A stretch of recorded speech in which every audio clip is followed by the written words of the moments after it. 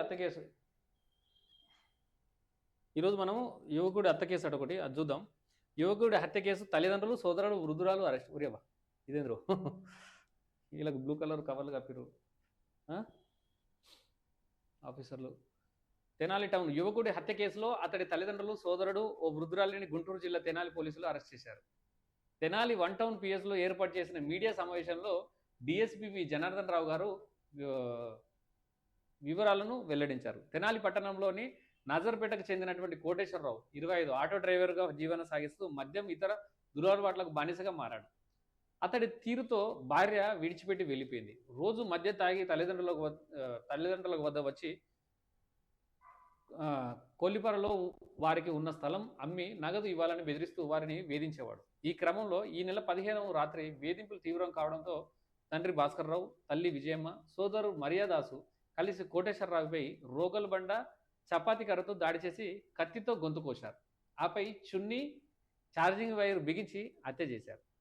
మృతదేహాన్ని పట్టాలో చుట్టి కృష్ణానదిలో పాడేయడానికి ఆటోలో బయలుదేరుతుండగా స్థానిక మహిళ పరిసర ప్రాంతాల వారు అడ్డుకుని పోలీసులకు సమాచారం ఇవ్వడంతో వారు అక్కడికి చేరుకున్నారు. ముగ్గురు నిందితులతో పాటు వారికి సహకరించిన వృద్ధురాలు నాగేశ్వరమ్మను కూడా పోలీసులు అరెస్ట్ చేశారు. వారిని కోర్టులో హాజరుపరచగా న్యాయమూర్తి ఈ నెల 31 వరకు రిమాండ్ విధించారు. దీంతో నిందితులను గుంటూరు జైలుకు తరలించారు. ఇప్పుడు ఏదైనా వీడు చంపిండు, వీళ్ళు తల్లిదండ్రులే కదా, ఎంత విసిగిపోయి ఉండొచ్చు. ఇటీవల బాగా గుర్తుంచుకోండి, నా జీవితంలో జరిగినటువంటి సన్నివేశమే చెప్తా, సంఘటన చెప్తా. నా ప్రాణ స్నేహితులు ఒకడు ఉండే ఇక వాని పేరు ఎందుకు, ఇప్పుడు నేను ఏ మ్యాటర్ మొదలుపెట్టినా అది వాళ్ళ దాకా వెళ్తుంది, మళ్ళీ ఓ డిస్టర్బెన్స్ అవుతుంది. యాజ్ ఏ ఫ్రెండ్గా వాడు ఆ బతికుండి ఆ నరకం అనుభవించడం కన్నా, బతికుండి ఆ వేదనకు గురి అవ్వడం కన్నా, బతికుండి ఆ జన్మనిచ్చినటువంటి తల్లిదండ్రులను తోబుట్టువులను హింస పెట్టడం కన్నా వాడు చచ్చిపోయిందనే. వాని ఆత్మ ఇప్పటికీ సంతోషంగా ఉండాలి, అక్కడనే శాంతించాలి, ఎక్కడున్నా వాడు బాగుండాలని చెప్పి మనస్ఫూర్తిగా కోరుకున్నా. యాజ్ ఏ ఫ్రెండ్గా వాడు లేనందుకు మిస్ అవుతా. కానీ వాడు ఆ వృద్ధులైనటువంటి తల్లిదండ్రులను ఆస్తి కోసము ఎంత హింస పెట్టేటోడు అంటే, తోబుట్టోలను ఆడపిల్లల్ని వాళ్ళందరూ ఎంత హింస అంటే, వాడు చేసేది లేదు, పెళ్ళి లేదు, పిటకలు లేదు, ఏమి లేదు. వాడు నరకం అంటే ఏందో చూపెట్టా తల్లిదండ్రులు వృద్ధులకు.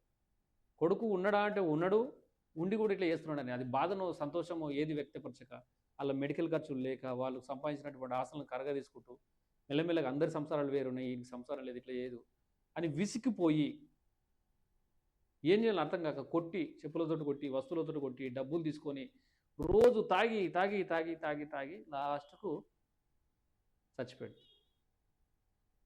అందరం చెప్పినాం, స్నేహితులను చెప్పినాం, కుటుంబ సభ్యులు,